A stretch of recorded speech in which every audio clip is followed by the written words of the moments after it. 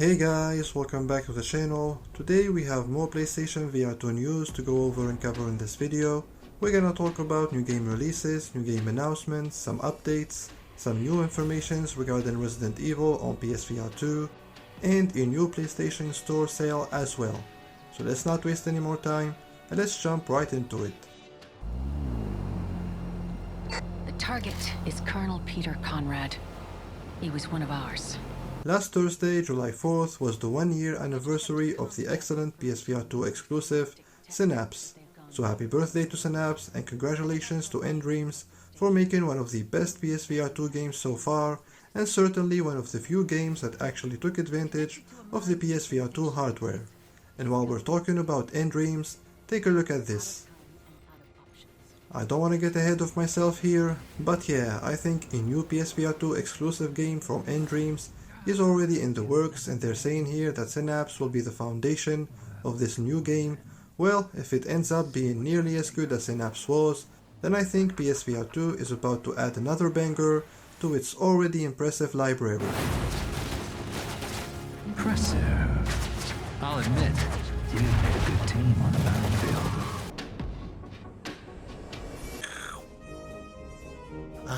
There are only a handful of things in life that when they come along, you feel like it was a gift. Developer Mighty Coconut has announced this week that Walkabout Minigolf's upcoming course, featuring Wallace and Gromit, is coming to PSVR2 at the end of this month on July 25th, which means that in less than 3 weeks from now, you will be able to hang out with your friends in Wallace's house, walk around it, see the things and interact with them. On July 25th, Walkabout Minigolf is taking us to 62 West Wallaby Street, and all of us will get to experience Wallace and Gromit's world in a way like never before. Cracking! Tee off with me and Gromit!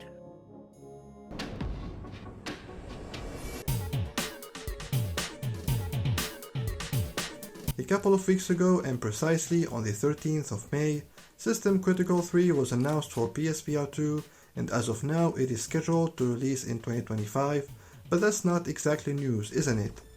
Well, what is new is that the developer of this game has come out recently on X to reveal that System Critical 3 is actually going to be a PSVR2 timed exclusive. And no, it's not because Sony is paying them to do so, it's simply because the developer loves PSVR2. That's it, that's simple. Don't believe me? Well, just take a look at this tweet.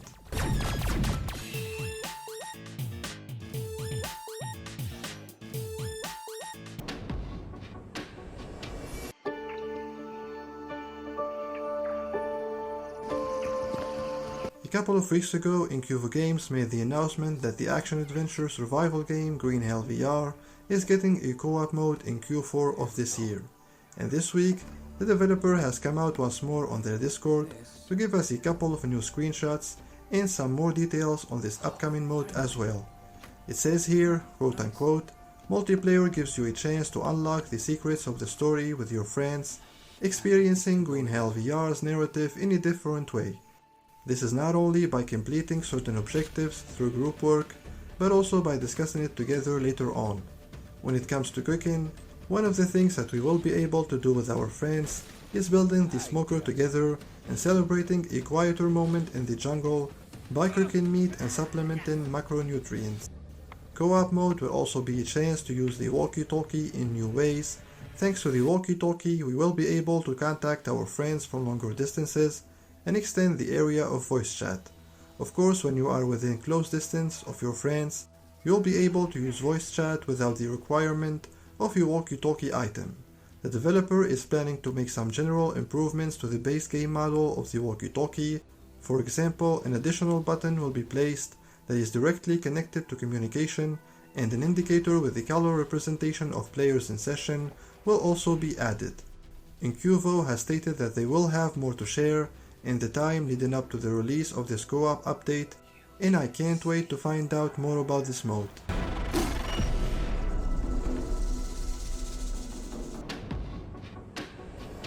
The Essential Picks PSN sale is now live on the PlayStation Store, discounting the price of 31 PSVR2 games, game bundles and premium editions, and it will last until July 18th, so you have about 10 days from now to take advantage of these offers.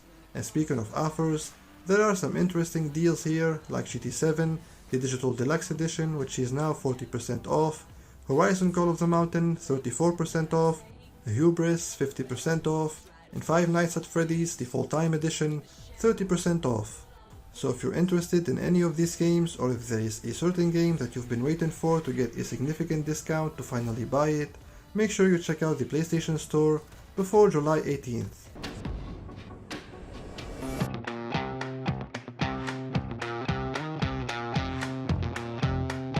Developer Jollyco has revealed yesterday on their Discord that they're currently working on a hard mode for their PSVR2 game Sugar Mess. If you're not familiar with this one, it's an arcade first-person shooter, and in my review I gave it a 5 out of 10. It's a fun little game, but it has one major problem: it desperately needs new content and more variety. And by the looks of it, it seems like that's exactly what the developer is working on at the moment. They say here on their Discord, quote unquote, "I want to give you a sneak peek at the hard mode we're currently working on. Here's how the map changes when you flip the switch. Expect updated maps, new mechanics, challenge and trials, and great rewards." And then they went on to mention that there will be new trophies to unlock. They also shared some gameplay on Reddit from one of the new levels that will be added to the game. I'm not sure if this upcoming hard mode is going to justify the current price of this game, but it's still nice to see that the developer is committed to adding more content.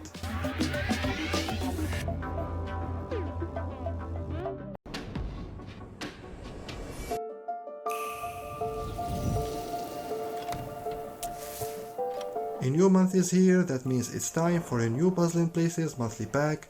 This one is number 26. It has been out since last Thursday, July 4th, which means you can get it right now for $4.99 US. It says here on their tweet, quote unquote, "A fan favorite feature from past puzzles is now the main theme in this new dazzling pack. Take a deeper look at the jaw-dropping interiors as you solve every corner from locations worldwide." And these are the puzzles that you'll be tinkering with in this new monthly pack. So tell me, are you a fan of Puzzle in Places? Let me know in the comments below.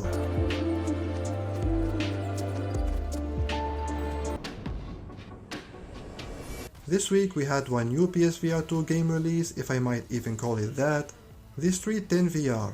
It actually releases today, July 6th, and yeah, if you want to find out more about this mess, then make sure to check out my review. Spoiler, it sucks. As for next week, we have two new game releases to look forward to. Spin Rhythm XD, developed by Super Spin Division. This is a flat music rhythm game ported to VR. It is coming out next Tuesday, July 9th, and it will be a free update for those who own the PS5 version. We also have Infinite Inside, coming out next Friday, July 12th. This is a unique puzzle mystery kind of game that is developed by Maze Theory. Now I have reached out to both Super Spin Division and Maze Theory for review keys, and I don't know if I'll receive some keys or not, but if I do, then I'll make sure to put out some reviews for you guys, as always.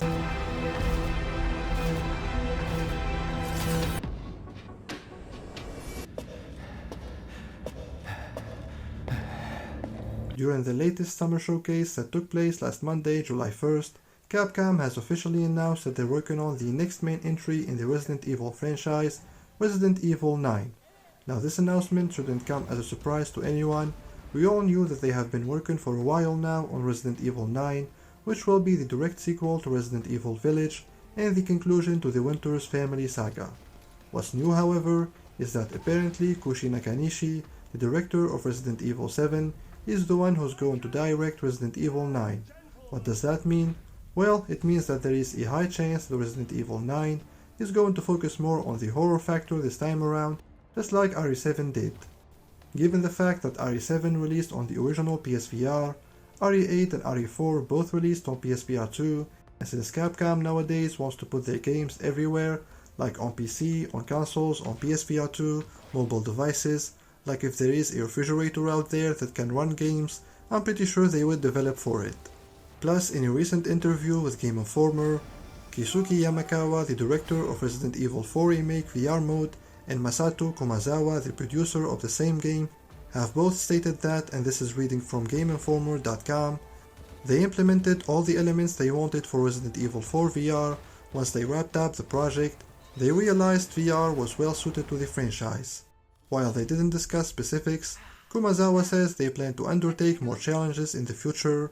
Moreover, Kumazawa adds that one of the reasons for releasing the VR versions of Village and 4 as free DLC is that the teams wants to try to help expand the VR market. Yamakawa, personally speaking, joined the project as a director because of his enthusiasm for VR. Quote unquote, VR also matches with the Resident Evil franchise really well. I would like VR to get much more popular with the public, Yamakawa says. So there you have it. I guess it's only safe to assume now that Resident Evil 9 will eventually come to PSVR2, and it will scare the shit out of us when it does. And before closing off this video, I want to let you guys know that Combat Waffle Studio is not slowing down on the PSVR2 Teases on Twitter for its popular extraction-based first-person shooter, Ghosts of Tabor, which makes me think that a release date announcement is imminent. I know a lot of you guys are eagerly waiting for this one, so let me know in the comments below, when do you think we will get Ghosts of Tabor on PSVR2? I also want to inform you guys that Captain Toonhead vs. the Punks from Outer Space is now available in Europe. Developed by TerraVision Games, this is the strategy tower defense game that has been out for a couple of months now in the US, so I'm not sure what took them so long to release it just now in Europe, but either ways it's now available, so if you have a European PSN account and you've been looking out for this, well, it's now available so you can buy it anytime you want. And that's all I have for you today guys. If you enjoyed this video, if you found it informative, and for more PSVR2 news, reviews and discussions, make sure you hit that subscribe button, that like button and turn on the notifications as well. Thanks a lot for watching, I'll see you guys in the next video, take care.